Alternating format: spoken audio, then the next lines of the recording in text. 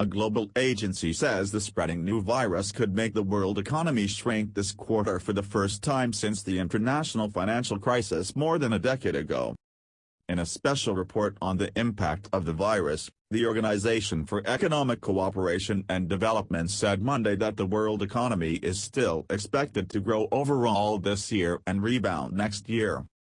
But the OECD lowered its forecasts for global growth in 2020 by half a percentage point, to 2.4%, and said the figure could go as low as 1.5% if the virus lasts long and spreads widely.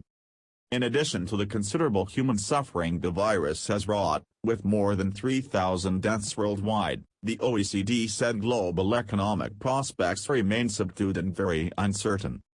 The last time the world economy shrank on a quarter-on-quarter basis was at the end of 2008, when a shock to the financial sector caused turmoil for businesses around the world and mass layoffs. On a full-year basis, it last shrank in 2009. The OECD said China's reduced production is hitting Asia particularly hard, but also companies around the world that depend on its goods. It urged governments to act fast to prevent contagion and restore consumer confidence. The Paris-based OECD, which advises developed economies on policy, said the impact of this virus is much higher than past outbreaks because the global economy has become substantially more interconnected, and China plays a far greater role in global output, trade, tourism and commodity markets. China's viral outbreak has already disrupted global supply chains and cut business profits. And as the disease spreads, economists now worry about a graver scenario, that quarantines and greater caution among consumers will lead people to cancel travel plans, skip restaurant meals, avoid stores or stay home from work. Already the European Union's Markets Commissioner, Thierry Breton, estimated Monday that the virus has cost Europe €2 billion.